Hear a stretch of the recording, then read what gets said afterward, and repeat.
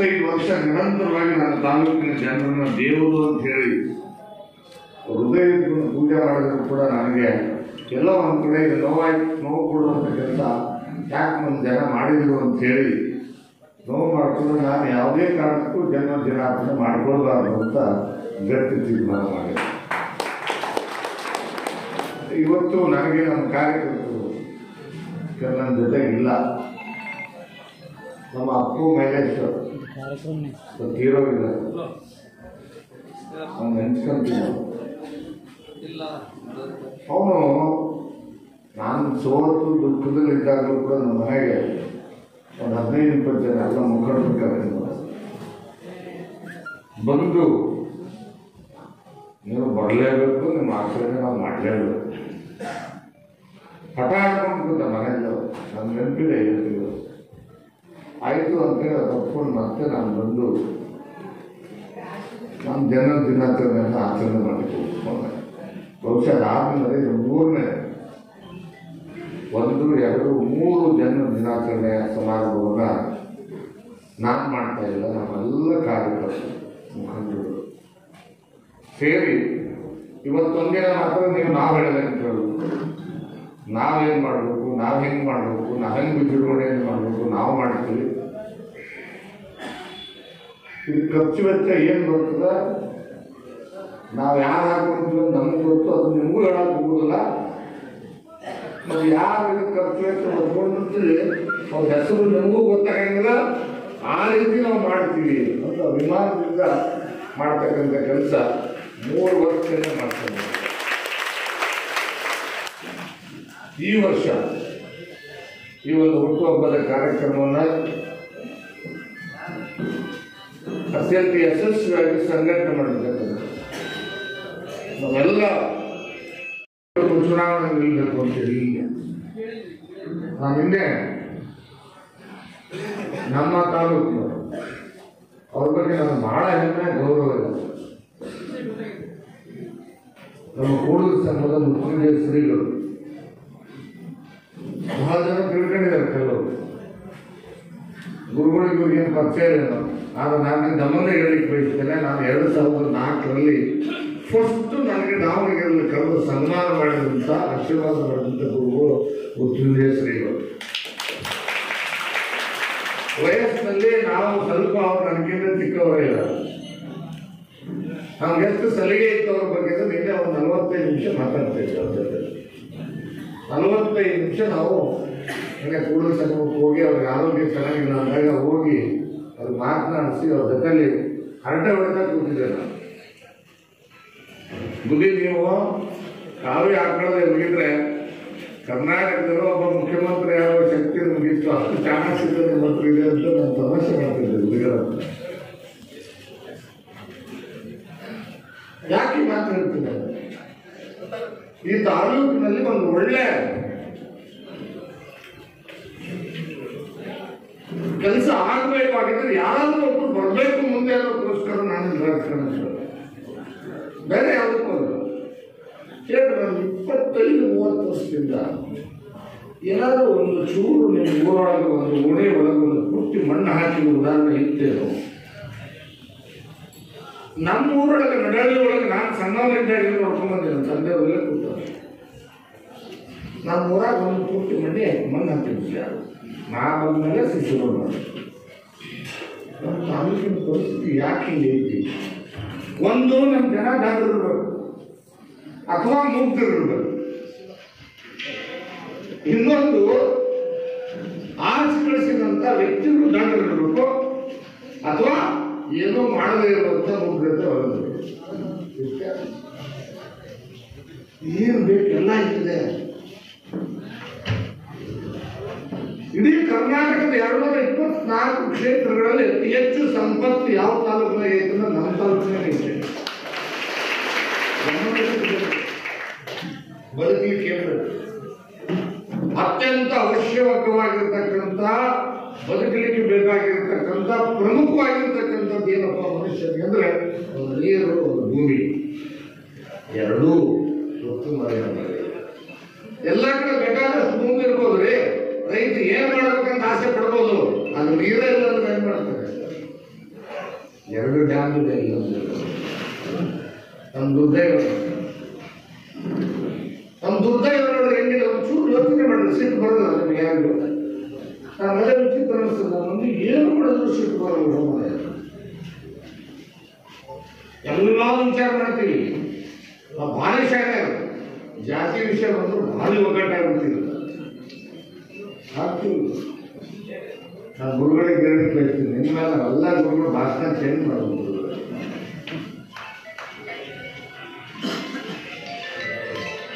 ಬದುಕಂದ್ರೆ ಏನು, ಬದುಕಿಗೆ ಏನು ಅವಶ್ಯಕತೆ ಇದೆ ಅನ್ನೋದು ಬಹಳ ಮುಖ್ಯ ನಮಗೆ.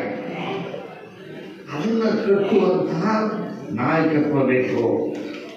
ಅದನ್ನ ಜನರಲ್ಲಿ ಜಾಗೃತಿಯನ್ನು ಮೂಡಿಸ್ತಕ್ಕಂಥ ಒಂದು ವೇದಿಕೆ ನಿರ್ಮಾಣ ಆಗಬೇಕು. ಏನು ಬದುಕಿಗೆ ಬೇಕಾಗಿರ್ತಕ್ಕಂಥ ಸೃಷ್ಟಿಕರ್ತ ಕೊಟ್ಟಿರ್ತಕ್ಕಂಥ ಸೃಷ್ಟಿಯಲ್ಲಿರ್ತಕ್ಕಂಥ ನೀರು, ಬೆಳಕು, ಭೂಮಿ, ಮಣ್ಣು ಇದನ್ನೆಲ್ಲನ ಬಳಸಿಕೊಂಡು ಆಧುನಿಕವಾಗಿ ಬದುಕನ್ನು ಕಟ್ಕೊಳ್ಬೇಕು ಅನ್ನುವಂಥ ಯೋಚನೆ ನಮ್ಮಲ್ಲಿ ಬರಬೇಕು. ಅದನ್ನು ತರುವಂಥ ನಾಯಕರು ಹುಟ್ಟಬೇಕು. ಆಗ ಬದಲಾವಣೆ ಬರ್ಲಿಕ್ಕೆ ಸಾಧ್ಯ ಆಗ್ತದೆ.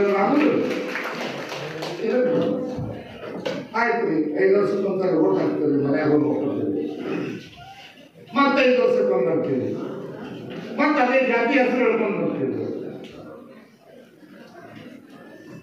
ಇನ್ಯಾವುದೋ ಒಂದು ಸುಳ್ಳು ಹೇಳ್ಕೊಂಡು ಬರ್ತೀವಿ, ಅದಕ್ಕೆ ನೀವು ಮರಣ ಹಾಕ್ತೀವಿ, ಮತ್ತೆ ಓಟ್ ಹಾಕ್ತೀವಿ, ಮನೆ ಮಾಡ್ತೀವಿ. ಏನು ಪ್ರಯೋಜನ ಅದರಿಂದ ನನಗೆ ಹೇಳ್ರಿ.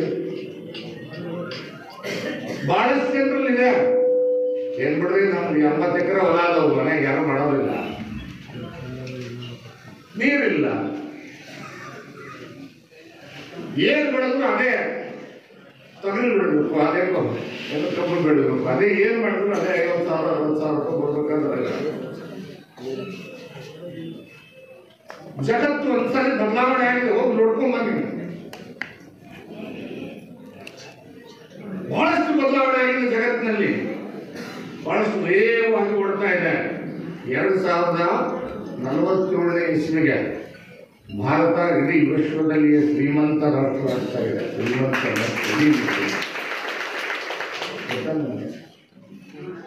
ನಾವೀಗ 5ನೇ ಆರ್ಥಿಕ ಶಕ್ತಿ ಇಡೀ ಜಗತ್ತಿನಲ್ಲಿ. ನಮ್ಗಿಂತ ಯಾರ್ಯಾರು ಮುಂದಿದಾರ ಅವರೆಲ್ಲರನ್ನು ಮೀರಿಸಿ ನಾವೀಗ 3ನೇ ಶಕ್ತಿ ಆಗ್ತಾ ಇದ್ದೇವೆ. ಇದು ಕೇವಲ 5 ವರ್ಷದಲ್ಲಿ ನಾವು 3ನೇ ಶಕ್ತಿಯಾಗಿ ಪರಿವರ್ತನೆ ಆಗ್ತೇವೆ. ಅದು ಉಳ್ಳೋದು ಜಗತ್ತಿನಲ್ಲಿ ಶ್ರೀಮಂತ ರಾಷ್ಟ್ರ, ಶಕ್ತಿವಂತ ರಾಷ್ಟ್ರ ಅಂದ್ರೆ ಒಂದು ಅಮೆರಿಕ, ಒಂದು ಚೈನಾ, ಒಂದು ಭಾರತ.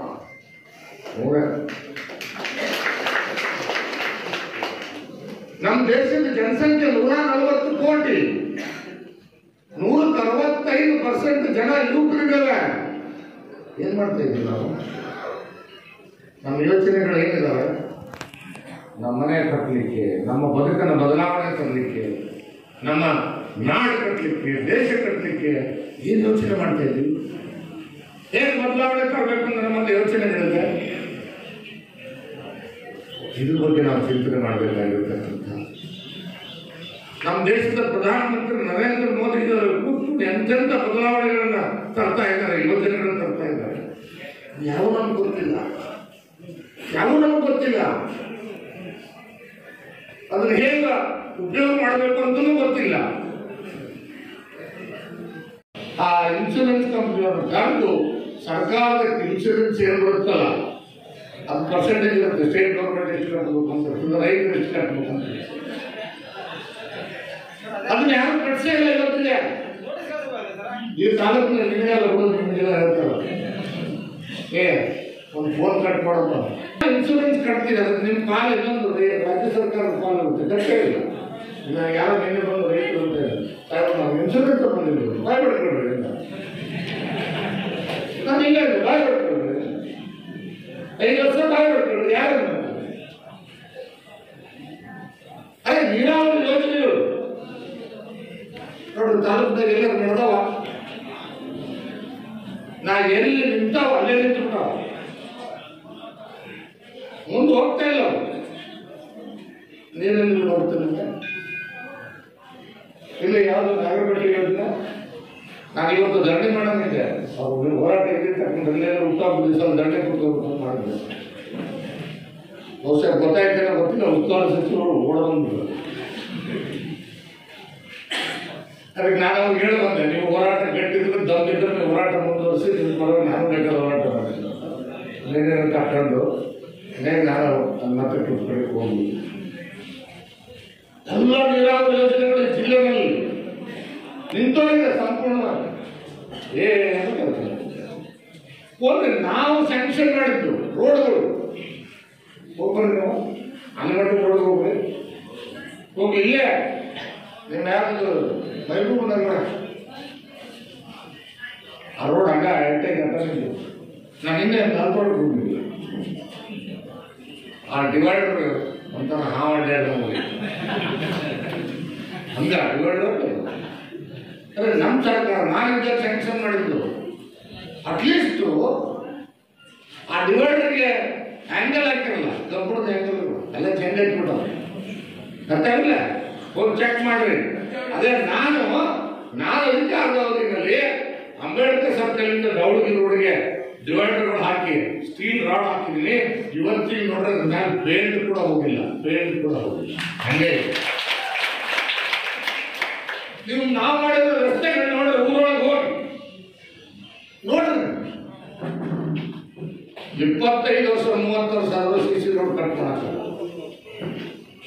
ಬಹುಶಃ ಆ ಕುಡಿಯೋ ನೀರಿನ ಯೋಜನೆಗೋಸ್ಕರ ಮಾಡಿರೋ ಹೊಸ ಸಿಸಿ ರೋಡ್ ಕಟ್ಕೊಳಕ್ಕೆ ಹೆಂಗೆ ಕಟ್ಟಬೇಕಂದ್ರೆ ಡ್ರಿಲ್ ಎಲ್ಲ ಕಲಾಸ್ ಮಾಡ್ಬೋದು ರಸ್ತೆ.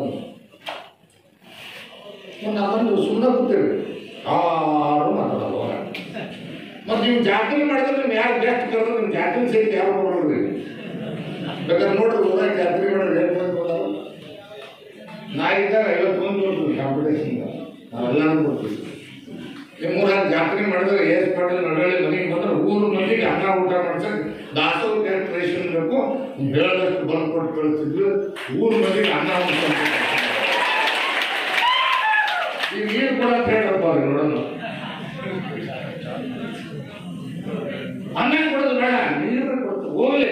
ನೀವು ಊರಿಗೆ ಬಂದು ನಿಮ್ಮ ಓಡ್ಯಾಗ ಒಂದು ಸಲ ಬಂದು ಓಟ್ ಹಾಕಿರಪ್ಪ ಧನ್ಯವಾದ ಅಂತ ಏನಾದ್ರು ಮತ್ತೆ ನಿಮ್ಮನ್ನು ದೇವರು ಅನ್ಬೇಕು, ಇಲ್ಲ ದೆವ್ವ ಅನ್ಬೇಕು, ಇಲ್ಲ ಮುಕ್ತರ್ ಅನ್ಬೇಕು, ಇಲ್ಲ ಡಾಕ್ಟರ್ ಅನ್ಬೇಕು, ಏನು ಅನ್ಬೇಕು ಹೇಳ್ತಾರೆ. ಇದೇ ಅನ್ನಿಲ್ಲ ನನಗೆ. ಅದೇ ನಾನು ಇಡೀ ಜೀವನ ಹಾಳು ಮಾಡ್ಕೊಂಡು ತತ್ವಗ್ರತೀನಿ ಮಾಧ್ಯಮದ ಮುಂದೆ ಹೇಳಿಕ್ಕೆ ಹೋಗ್ತೇನೆ. ನನ್ನ ಜೀವನದಲ್ಲಿ ನಾನು ಬಿಸ್ನೆಸ್ ಸ್ಟಾರ್ಟ್ ಮಾಡಿದಾಗ 2004ರಲ್ಲಿ ನಾನು 106 ಕೋಟಿ ಬಿಸ್ನೆಸ್ ಮಾಡ್ತಿದ್ದೆ. ನಾನು ಏನಾದರೂ ರಾಜಕಾರಣಕ್ಕೆ ಬರೋದು ಬರೀ ಬಿಸ್ನೆಸ್ ಇದ್ದಿದ್ರೆ 2-3 ಸಾವಿರ ಕೋಟಿ ರೂಪಾಯಿ ಎಂಪ್ಲಾಯರ್ ಕಟ್ಟಿರ್ತಿದ್ದೆ. ಅದನ್ನು ಬಿಡ್ತೀನಿ ಬರಲ್ಲ. ಮತ್ತು ನನ್ನ ದುಡಿಮೆ ಏನು ಮಾಡಿದ್ದೆ, ದುಡಿಮೆಲ್ಲ ಅರ್ಧ ನಮ್ಮ ರಾಜಕಾರಣಕ್ಕೆ ದಾಸೋಹ ಕಳೆದಿದ್ದೆ. ನನಗೀಗ 56 ವರ್ಷ. ಏನು ನನ್ನ ಕನಸೇನು ನಿಮ್ಮೇನು ಅಧಿಕಾರ ತಗೊಂಡು ನಾನೇನು ಮಂತ್ರಿ ಆಗಿ ಬರೀಬೇಕಂತ ನಾನು ಆಸ್ತಿ ಮಾಡ್ಬೇಕಂತಿಲ್ಲ. ನನ್ನ ತಾಲೂಕಿನಲ್ಲಿ ನಮ್ಮ ತಂದೆ ಎಲ್ಲೇ ಕೂತಿದ್ದಾರೆ, ಸಣ್ಣ ರೈತನ ಮಗನಾಗ್ಬಿಟ್ಟಿದ್ದಾರೆ. ನಾನು ನನ್ನ ಕೆಲಸ ಹೊಲದಲ್ಲಿ ಕೆಲಸ ಮಾಡಿ ಬೆಳೆದಿದ್ದೇನೆ. ಬಡವನ ರೈತನ ನೋವೇನಂತ ಗೊತ್ತಿದೆ. ಭಗವಂತ ನನಗೊಂದು ಅವಕಾಶ ಕೊಟ್ಟಿದ್ದಾನೆ. ನನ್ನ ಜೀವನ ಇರೋದ್ರಲ್ಲೇ ನಾನು ಅನುಭವಿಸಿದ ಕಷ್ಟ ನನ್ನ ತಾಲೂಕಿನ ರೈತರ ಮಕ್ಕಳು ಅನುಭವಿಸಬಾರ್ದು.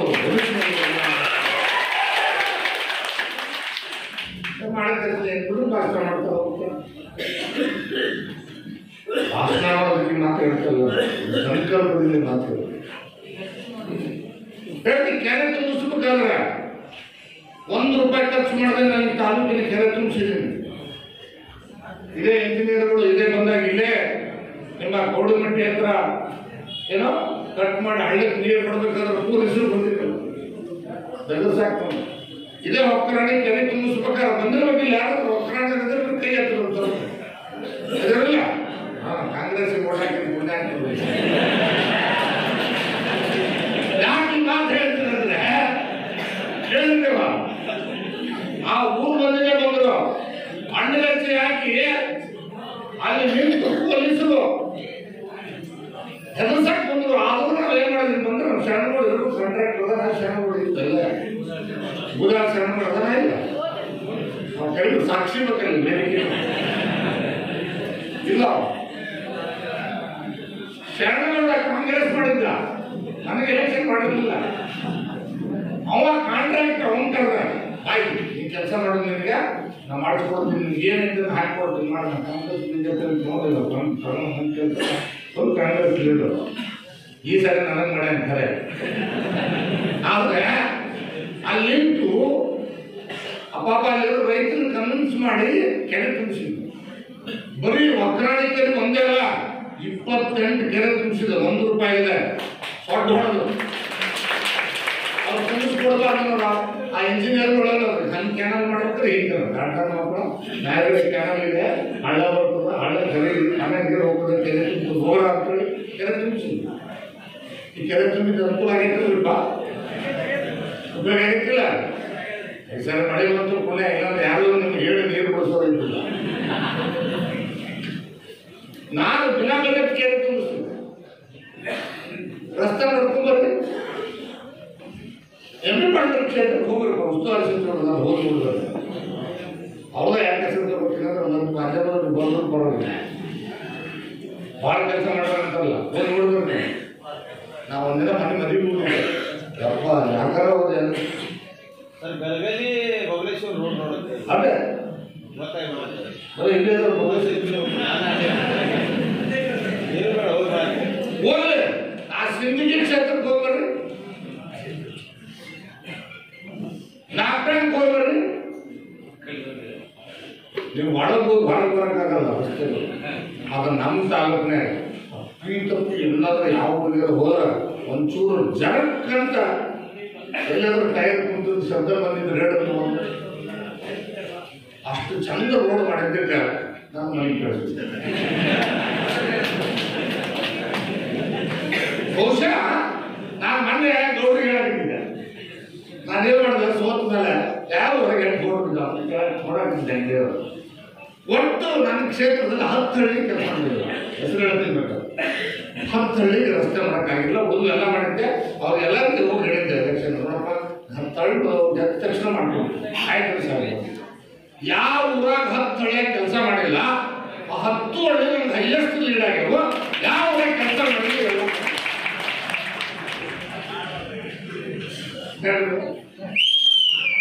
ಯಾರು ಯಾವ ಒಗ್ಗರಣೆ ಕೆರೆ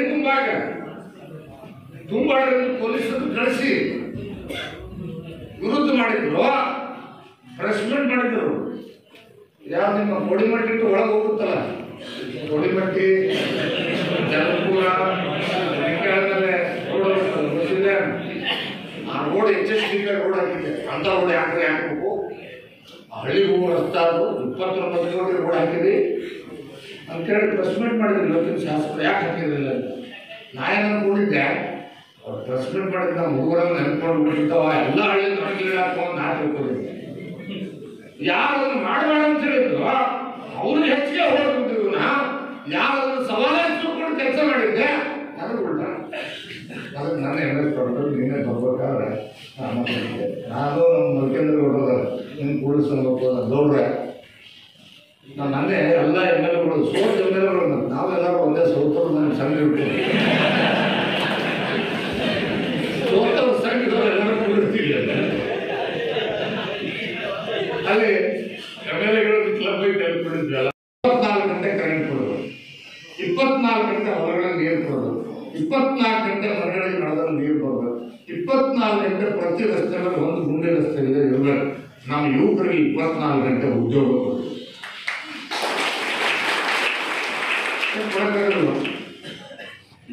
ಏನೂ ಮಾಡದೆ ಇರೋರಿಗೆ 25 ವರ್ಷ ಅವಕಾಶ ಕೊಟ್ಟಿರ್ರಿ ಏನು ಮಾಡ್ಬೇಕಂತ ಆಸೆ ಪಡುವಂತ ಎಷ್ಟು ಪಾಠದ ನಡೆ 20 ವರ್ಷ ನನ್ನ ಜೊತೆ ಇರಬಾರ್ದು ಏನಾಗ್ತದೆ ಜಗತ್ ಬೆಳೆ ಆಗ್ತಿತ್ತ ಮಕ್ಕಳ ಜೊತೆಗಿದ್ದೀರಿ ನನ್ನ ಕನಸಲ್ಲ ಮುಗಿದ್ರು ಅದು ಹೇಳ್ಬೇಕು ನಾನು ಮಾತು ಮುಗಿಸ್ತಾನೆ ಮುಂದಿನ ಬೆಳೆಯೊಳಗೆ ಬರ್ತೀನಿ ಒಂದು 2 ವರ್ಷ ಬಂದಿಲ್ಲ ನಾನು ಎದಕ್ಕಾದ್ರೂ ಬಂದಿಲ್ಲ ನಾನು ಕರೀತಾರ ಜಾತ್ರೆ ಬರ್ರಿ ನಮ್ಮದು ನಾ ಬಂದು ಏನಂತ ಭಾಷಣ ಮಾಡಿಲ್ಲ ನಾನು ಕೇಳಿದ್ರು ಏನಂತ ಮಾಡಿಲ್ಲ ಏನಂತ ಮಾತಾಡಿ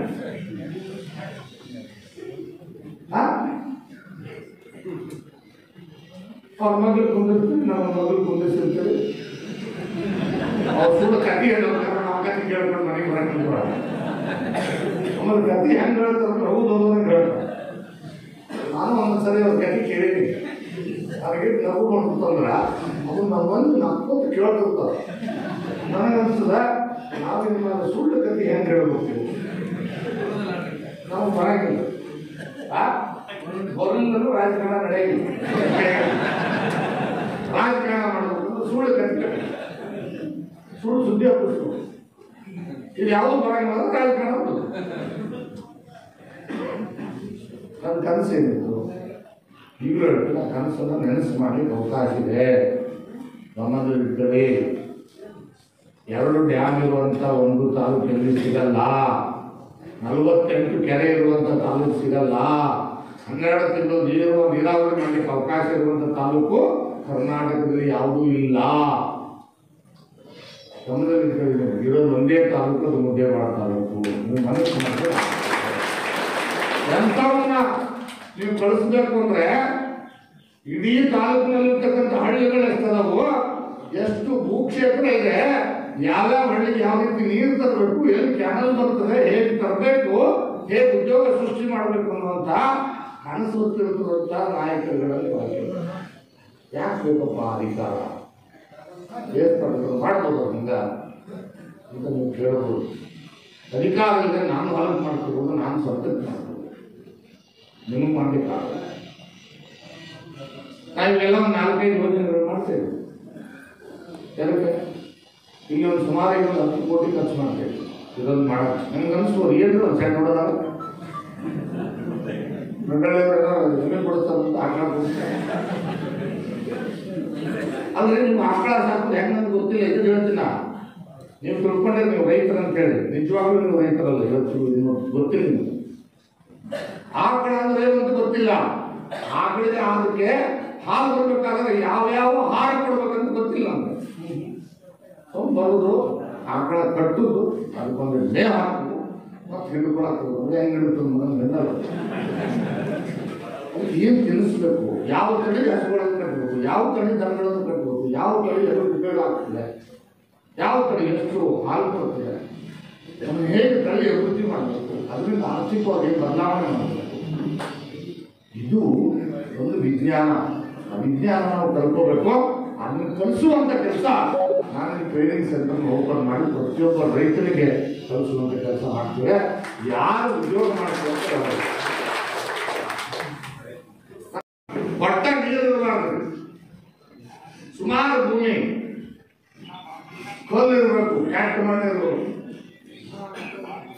ಒಂದು 10,000 ಎಕರೆ ಭೂಮಿ ಕೊಡೋಣ, 4 ವರ್ಷ ರೊಕ್ಕ ಕೇಳ್ಬಿಟ್ಟು 4 ವರ್ಷ ಆದ್ಮೇಲೆ ಆ ಹೊಲದಿಂದ ನಿಮಗೆ 50,000 ರೂಪಾಯಿ ನಾನು ಆದಾಯ ತೆಗೆದುಕೊಡ್ತೀನಿ. ಕನಿಷ್ಠ ನಿಮ್ಗೆ 50,000 ಕೊಟ್ಟು ನಾನು 50,000 ದುಡಿತೀನಿ. 1 ರಿಂದ 1.5 ಲಕ್ಷ ರೂಪಾಯಿ ಯಾವ ಭೂಮಿ ಕೆಟ್ಟ ಭೂಮಿ ಅಂತ ಬಿಟ್ಟಿರಿ, ಯಾವ ಭೂಮಿ ಕಲ್ಲು ಭೂಮಿ ಅಂತ ಬಿಟ್ಟಿರಿ, ಆ ಭೂಮಿನಲ್ಲಿ 1.5 ರಿಂದ 2 ಲಕ್ಷ ರೂಪಾಯಿ ಪ್ರತಿ ತಿಂಗಳು ಬೆಳೆ ಹೊಡಿಬೇಡ್ರಿ, ಗೊಬ್ಬರ ಹಾಕಬೇಡ್ರಿ, ನೀರು ಹಾಕಬೇಡ್ರಿ, ಸರಿಯಾಗಿ ಹೋಗ್ಬೇಡ್ರಿ. ನಾನು ಮಾಡಿಸ್ಕೊಡ್ತೀನಿ. ಇದು ನಮ್ಮ ಚಾಲೆಂಜ್. ನನ್ನ ಚಾಲೆಂಜ್ ನೀವು ತಯಾರಾಗೋ ಸ್ವೀಕಾರ ಮಾಡಕ್ಕೆ ನಾನು ತಯಾರಾಗ್ತೀನಿ. 3 ವರ್ಷ 4 ವರ್ಷ ಅದಾದ್ಮೇಲೆ 15 ವರ್ಷ ಹೊಳ್ಳಿ ಹಚ್ಚಕ್ಕೆ ಹೋಗ್ಬಿಡ್ರನ್ನ ಒಂದ್ಸರಿ ಹಚ್ಚಿಬಿಡ್ರಿ, 15-25 ವರ್ಷ ನಡೀತದೆ. ಯಾವ್ದಂತ ಹೇಳಿದ್ರೆ ನೀವು ಅಂತೀರಿ ಇದು ಗೊಳ್ಳ ಅಂತ ಗೊತ್ತಿರಿ. ಅಕಸ್ಮಾತ್ ಆ ಗಿಡದ ಹೆಸರು ಹೇಳಿದ್ರೆ ತಿಳ್ಕೊಂಡು ಗೊಳ್ಳ ಅಂತ ಹಚ್ಚಿಬಿಡ್ತೀವಿ. ಅದರ ಮಹತ್ವ ನಿಮ್ಗೆ ಗೊತ್ತಿಲ್ಲ. ಯಾರು ಮಾಡೋಕ್ಕಾಗುತ್ತೆ? ಆ ಗಿಡದ ಮಹತ್ವ, ಆ ಪ್ಲಾಂಟಿನ ಮಹತ್ವ, ಅದು ಇವತ್ತು ಜಗತ್ತಿನಲ್ಲಿ ಅದಕ್ಕೆ ಎಷ್ಟು ಬೆಲೆ ಬಂದಿದೆ ಅಂತ ಗೊತ್ತಿಲ್ಲ ನಮಗೆ. ಹೀಗಾಗಿ ಅದನ್ನು ಮತ್ತೆ ಒಳ್ಳೆ ಅದೇ ತೊಗರಿ ಬಿಟ್ಟು ಅದಕ್ಕೆ ಎಣ್ಣೆ ಹೊಡೆಯಿತು. ಅದು ಬರೋದು 30,000-40,000 ರೂಪಾಯಿ, 20,000 ರೂಪಾಯಿ ಖರ್ಚು ಮಾಡಿ 10,000 ರೂಪಾಯಿ ಇಟ್ಕೊಂಡು ಹೋಗೋಕ್ಕೆ ಲಾಭದಾಗ 3,000 ಖರ್ಚು ಮಾಡಿ ಮನೆ ಹೋಗ್ಬೋದು. ಸಿದ್ದರಾಮಯ್ಯ ಹೆಂಗಿದ್ರು 2,000 ಕೊಡ್ತಾರ, ಟ್ಯಾಕ್ಸಿ ಬರ್ತಾವ, ಆರಾಮ್ ಬಂತು ನಡಿ. ಇದೆಲ್ಲ ಬದುಕಿನಲ್ಲಿ ನಾನು ಒಂದು ಬ್ರಹ್ಮೋಸ್ ಮಿಸೈಲ್ ಅನ್ನು ಕಂಡುಹಿಡಿದು ದೇಶಕ್ಕೆ ಕೊಟ್ಟಿರುವ ಪುಣ್ಯಾತ್ಮ ಅಬ್ದುಲ್ ಕಲಾಂ ಸತ್ತಾಗ ಅವ್ರು ಏನಂತ ಗೊತ್ತಂದ್ರೆ 4 ಪ್ಯಾಂಟು 4 ಅಂಗಿ, ಒಂದು ಸುಟ್ಕೇಸ್, 1,000 ಪುಸ್ತಕ ಅವ್ರ ಮನೆಯಲ್ಲಿ, ಬ್ಯಾಂಕ್ನಲ್ಲಿ ಒಂದು 10,000 20,000 ಬ್ಯಾಂಕ್ನಲ್ಲಿ ಕಲಾಸ್ ಏನೂ ಇರಲಿಲ್ಲ. ಇತ್ತೀಚೆಗೆ ಅಬ್ದುಲ್ ಕಲಾಂ ಈ ದೇಶದ ರಾಷ್ಟ್ರಪತಿಯಾಗಿದ್ದು ನಾವು ಕಣ್ಣಾರೆ ಕಂಡಿದ್ದೇವೆ. ಅಂಥ ಪುಣ್ಯಾತ್ಮರು ಈ ದೇಶಕ್ಕೆ ತಮ್ಮ ಇಡೀ ಜೀವನವನ್ನು ಸರ್ವಸ್ವವನ್ನು ತ್ಯಾಗ ಮಾಡಿ ದೇಶಕ್ಕೆ ಕೊಡುಗೆ ಕೊಟ್ಟಿದ್ದಕ್ಕೆ ಇದು ದೇಶ ಇವತ್ತು ಉದ್ಧಾರ ಆಗ್ತಾ ಇದೆ. ನಾವು ದೇಶಕ್ಕೋಸ್ಕರ ಏನು ಕೊಡುಗೆ ಕೊಡ್ತೇವೆ. ನಾವು ಹುಟ್ಟಿದ್ದು ಗೊತ್ತಿಲ್ಲ, ಸತ್ತಿದ್ದು ಗೊತ್ತಿಲ್ಲ, ಹುಟ್ಟದೆ ಸಾಯದೆ ಹುಟ್ಟಿದೆ ಸಾಯದೆ ಏನು. ಬ್ರಹ್ಮೋಸ್ ಅನ್ನುವಂಥ ಮಿಸೈಲನ್ನು ಕಂಡುಹಿಡಿದೇ ಹೋಗಿದ್ರೆ ಇವತ್ತು ಪಾಕಿಸ್ತಾನದ ವಿರುದ್ಧ ನಾವು ಯುದ್ಧ ಗೆಲ್ಲಕ್ಕಾಗ್ತದೆ. ಎಷ್ಟು ಎಕ್ಯುರೇಟ್ ಆಗಿದ್ರೆ ಪಾಕಿಸ್ತಾನದ ಮೂಲೆಗಳಲ್ಲಿ ಬ್ರಹ್ಮೋಸನ್ನ ಹೊಡೆದು ಯಾವ ಅಣುಬಾಂಬುಗಳನ್ನ ಪಾಕಿಸ್ತಾನದವರು ಇಟ್ಟಿದ್ರಲ್ಲ ಅದು ಸುತ್ತಮುತ್ತ ಬ್ರಹ್ಮೋಸನ ಹಾಕಿ ಹೊರಹಾಕಿ ಸಾಕಿದ್ರು. ಮುಟ್ಟಿದ್ರೆ ನಮ್ಮ ಮಕ್ಕಳ ಹೊರಹಾಕ್ತೀವಿ. ಅವಾಗ ಅಮೇರಿಕದ ಉಪಾಧ್ಯಕ್ಷ ದಯಮಾಡಿ ಯುದ್ಧ ನಿಲ್ಲಿಸಿ ಅಂತ ದೇಶಕ್ಕೆ ಕೇಳುವಂಥ ಪರಿಸ್ಥಿತಿ. ಕೊನೆಗೆ ಅಮೇರಿಕದ ಉಪಾಧ್ಯಕ್ಷ ಮೋದಿಜಿಯವರು ವಿನಂತಿ ಪೂರ್ವಕವಾಗಿ ಹೇಳ್ತಾರೆ, ದಯಮಾಡಿ ಯುದ್ಧನ ಮುಂದುವರಿಸ್ತಾರೆ. ಆಗ ಪಾಕಿಸ್ತಾನದ ಚೀಫ್ ಮುನೀರ್ ಫೋನ್ ಮಾಡಿ ವಿನಂತಿ ಮಾಡ್ತಾರೆ, ಯುದ್ಧ ನಿಲ್ಲಿಸಿ, ನಾವು ಶರಣಾಗೋದು ರೆಡಿಯಾಗಿದ್ದೇವೆ ಅಂದ್ರೆ ಶಾಂತಿ ಸಂಧಾನ ರೆಡಿಯಾಗಿದ್ದಾರೆ. 3-4 ದಿನದಲ್ಲಿ ಇಡೀ ದೇಶದಲ್ಲಿ ಯುದ್ಧ ಗೆಲ್ಲಲು ಸಾಧ್ಯ ಆಗಿದ್ರು. ಅದು ಅಬ್ದುಲ್ ಕಲಾಂ ಅವರು ಕಂಡಿರ್ತಕ್ಕಂಥ ಬ್ರಹ್ಮೋಸ್ ಮಿಸೈಲ್. ಸಣ್ಣ ಇಂಜಿನಿಯರ್ಗಳು ನಮ್ಮ ಇಲ್ಲೇ ಬೆಂಗಳೂರಲ್ಲಿ ಹೋಗಿ ನೋಡಿದ್ವಿ. ಡ್ರೋನ್ ನಮ್ಮ ಕರ್ನಾಟಕದಲ್ಲಿ ಬೆಂಗಳೂರಿನ ಇಂಜಿನಿಯರ್ಗಳು ಕಂಡಿರ್ತಕ್ಕಂಥ ದ್ರೋಣಗಳು ಇವತ್ತು ಇಡೀ ವಿಶ್ವದಲ್ಲಿ ಶ್ರೇಷ್ಠತೆಯನ್ನು ಪಡೆದಿರ್ತಕ್ಕಂಥದ್ದು. ಹಂಗೆ ಕರ್ನಾಟಕದ ಜನ ನಾವು ಮನಸ್ಸು ಮಾಡಿದ್ರೆ ಏನು ಬೇಕಾದ್ರೂ ಮಾಡಲಿಕ್ಕೆ ಸಾಧ್ಯ ಇದೆ. ಅದಕ್ಕೆ ನಮ್ಮೆಲ್ಲರಲ್ಲಿ ವಿನಂತಿ ಮಾಡ್ತೀವಿ, ಹೆಂಗೆ ಮಾಡೋದು ಅಂತ ಹೇಳ್ಕೊಡ್ತೀವಿ. ಮುಂದೆ ಜೀವನದಲ್ಲಿ ಅರ್ಥ ಮಾಡ್ತೀವಿ. ಇದು ರೆಡಿ ಒಂದು 3 ತಿಂಗಳಲ್ಲಿ ರೆಡಿ ಆದ್ಮೇಲೆ ನಿಮ್ಮ ಟ್ರೈನಿಂಗ್ ಕೊಡ್ತೀವಿ. ವ್ಯಾಲ್ಯುವೇಷನ್ಸ್ ಹೆಂಗೆ ಮಾಡೋದು, ಒಂದು ನೆನ್ಬಿಟ್ಟು 5 ಎಕರೆ ಜಮೀನಿದ್ದಾರೆ, ನೀರಿದ್ರೆ ಪ್ರಾಮಾಣಿಕವಾಗಿ ಮುಂಜಾನೆ 2 ತಾಸು ಸಂಜೆ 2 ತಾಸು ಇಷ್ಟೇ ನೀವು ದುಡಿಯೋದಕ್ಕೆ ರೆಡಿ ಇದ್ರೆ, ಹೇಗೆ ದುಡಿಬೇಕು ಅನ್ನೋ ಹಾದಿ ಗೊತ್ತಿದ್ರೆ ಒಂದು ತಿಂಗಳಿಗೆ 1 ಲಕ್ಷ ರೂಪಾಯಿ ಆದಾಯನ ಬರೀ ಹೈನುಗಾರಿಕೆಯಲ್ಲಿ ತೆಗೆದು ಸಾಧ್ಯ ಇದೆ. ನಾನು ಮಾಡ್ತೀನಿ, ನಾನು ಮಾಡಿದ್ರೆ ತೋರಿಸ್ತೀನಿ. ನಾನು ಮಾಡದೆ ತೋರಿಸಿದ್ರೆ ಸುಳ್ಳು ಹೇಳ್ತಾನೆ ಅಂತ. ನೀವು ಓಟ್ ಹಾಕಿದ್ರೆ ಬಿಡ್ರಿ, ವ್ಯಾಪಾರ ನೀವು ಓಟ್ ಹಾಕಿದ್ರೆ ನೀವು ಉದ್ಧಾರ ಆಗ್ತೀವಿ, ಇಲ್ಲ ಹಾಳಾಗ್ತೀವಿ. ನನಗೆ ನಾನು ಹೆಂಡತಿ ಮಕ್ಕಳಿಗೆ ಹೇಳ್ಬೇಕಾಗ್ತದೆ ಇಟ್ಕೊಂಡಿದ್ದು ನಾನು ಸ್ವಲ್ಪ ವಸ್ತು ದಾನ ಮಾಡಿದ್ರೆ ಯಾವ ಹೆಂಡತಿ ಮಕ್ಕಳಿಗೆ ಹೇಳ್ಬೇಕಾದ್ರೆ ಇಟ್ಕೊಂಡು ನಮ್ಮ ಅಪ್ಪ ಕೇಳ್ತಾನೆ ಸೋತ ಮೇಲೆ ಏನಾದ್ರೆ ಒಟ್ಟು ಮಾಡಿಬಿಟ್ಟಿವೋ ಏನಾದ್ರು ಒಂದು ಸ್ವಲ್ಪ ಇಟ್ಕೊಂಡು ನಾವೆಲ್ಲ ಹೆಂಡತಿ ಮಕ್ಕಳಿಗೆ ಎಷ್ಟು ಬೇಕಷ್ಟು ಏನು ಮಾಡೋಕ್ಕಾಗಲ್ಲ. ನಿಮ್ಮನ್ನು ಬದಲಾವಣೆ ಮಾಡೋದು ಪ್ರಯತ್ನ ಮಾಡ್ತೀವಿ, ಆದರೆ ಸರಿ ಏನು ಮಾಡೋಕ್ಕಾಗ್ತದೆ. ಮತ್ತೆ ನೀವು ಮುಂಜಾನೆ ಅದನ್ನ ಮಾಡ್ತೀರ. ಅದರಾಗಿ ನೀವು ಇತ್ತೀಚೆಗೆ ದಯಮಾಡಿ ನಾನು ತಪ್ಪಿಟ್ಕೊಬಿಡಿ. ಅದು ಏನು ಜಾತಿ ಹುಚ್ಚು ಜಾತಿ ದಯಮಾಡಿ ಬಿಡಬೇಕು ಅಂತ ಹೇಳಬೇಕು. ಯಾರು ಜಾತಿ ಹೆಣ್ಣು ಹುಡುಗರು ಬರ್ಬೇಕಂದ್ರೆ ಇಲ್ಲೆಲ್ಲ ಕೂತಿದ್ವಪ್ಪ, ಎಲ್ಲ ಜಾತಿಗಳು ದೇವ್ರು ಬರ್ದಾನೆ ಎಲ್ಲ ಜಾತಿನ ಇಲ್ಲ. ನಮ್ಮ ದೇಶದಲ್ಲಿ ನಮ್ಮ ಸಾಮಾಜಿಕ ವ್ಯವಸ್ಥೆ ಹಾಳಾಗಲಿಕ್ಕೆ ಅತ್ಯಂತ ಪ್ರಮುಖ ಕಾರಣ ಅಂದರೆ ಜಾತಿ. ಆ ಜಾತಿಯಿಂದ ಹೊರಗೆ ಬರ್ಬೇಕು. ನಾವೆಲ್ಲ ಭಾರತೀಯರು ಒಂದಾಗಿ ದೇಶ ಕಟ್ಟಬೇಕು, ನಾಡು ಕಟ್ಟಬೇಕು, ನಮ್ಮ ಬದುಕು ಕಟ್ಟಬೇಕು. ಅವಾಗ ನಾವು ಬದಲಾವಣೆ ತರಲಿಕ್ಕೆ ಸಾಧ್ಯ. ಅದಕ್ಕೆ ಬರೀ ನೀರಾವರಿ ನೋಡಿ, ನಾನು ನೀರಾವರಿ ಯೋಜನೆಗೆ ಇಷ್ಟು ಫಾಸ್ಟಾಗಿ ಮಾಡ್ಸಂಗಿದ್ದೆ, ಎಲ್ಲ ಡಬ್ಬಲ್ ಕಟ್ಟ ನಿಂತವ್ರು. ಈಗ ಮತ್ತೆ ಏನಾದ್ರು ಹೋರಾಟ ಕೇಳಬೇಕಾದ್ರೆ ನಾವಡಿಗಳು ಮಿನಿಸ್ಟರ್ ಯಾರು ಕೃಷ್ಣ ಬೈರೇಗೌಡ ಬೆದರಿಕೆ ಕೊಟ್ಟರು. ಇಲ್ಲಿ ನಮ್ಮ ವಕೀಲರುಗಳು ಅದಾರ, ಭೂಮಿ ಕಳ್ಕೊಂಡಂತ ರೈತರಿಗೆ ನೀರಾವರಿಗೆ 1 ಲಕ್ಷ ಕೋಟಿ ನಷ್ಟ ಆಗಿರ್ತದೆ. ಕೃಷ್ಣ ಕೊಡೋದಿಲ್ಲ, ಅಷ್ಟು ದುಡ್ಡು ಕೊಟ್ಬಿಟ್ಟವ್ರೆ, ಇನ್ನೂ ಕೊಟ್ಬಿಟ್ಟು 2,01,000 ಕೋಟಿ ನಷ್ಟ ಆಗ್ತದೆ ಈ ಯೋಜನೆ ಅನುಷ್ಠಾನ. ಏನು ಅವ್ರ ಅಪ್ಪನ ಮನೆಗೆ ದುಡ್ಡು ಕೊಡ್ತಾರೆ. ರೈತರು ಭೂಮಿ ಬೆಲೆ ಕಟ್ಟಲಿಕ್ಕೆ ಸಾಧ್ಯನೇ ಇಲ್ಲ. ನೀನು 10 ಕೋಟಿ ಕೊಟ್ಟಲ್ಲ, 50 ಕೋಟಿ ಕಟ್ಟರು ಕೂಡ ಭೂಮಿನ ಸೃಷ್ಟಿ ಮಾಡ್ಲಿಕ್ಕೆ ಅವ್ರ ಅಪ್ಪನಿಂದಲೂ ಸಾಧ್ಯ ಇಲ್ಲ.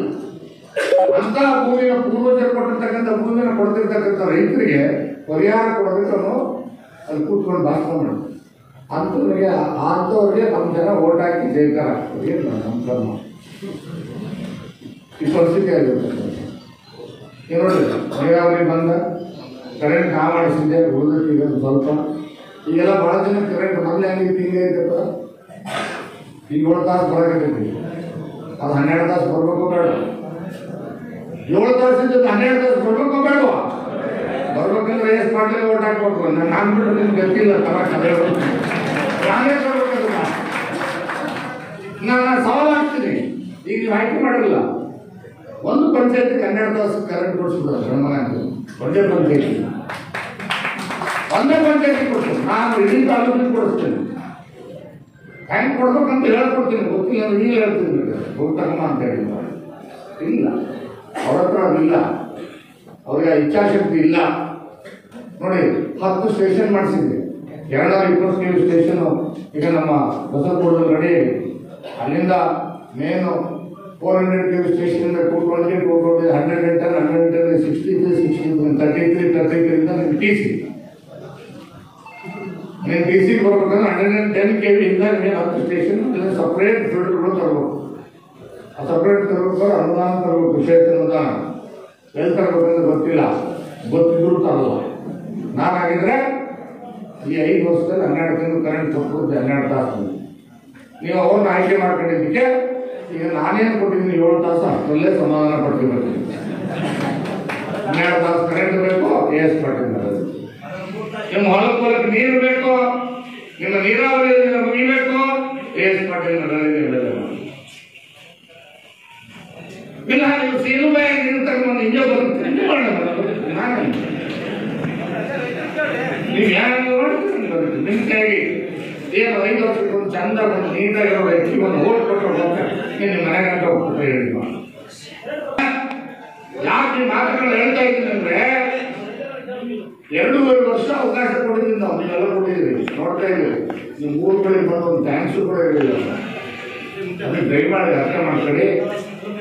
ಇಲ್ಲಿರ್ತಕ್ಕಂಥ ನಮ್ಮ ಕಾರ್ಯಕರ್ತರು ಏನು ಬಂದಿದ್ದೀವಿ, ಮುಖಂಡರು ಅಭಿಮಾನಿಗಳೇನು ಬಂದಿದ್ದೀವಿ, ಒಬ್ಬೊಬ್ಬರನ್ನು ಮಿಸೈಲಾಗಿ ಕೆಲಸ ಮಾಡಬೇಕು. ಭವಿಷ್ಯದಲ್ಲಿ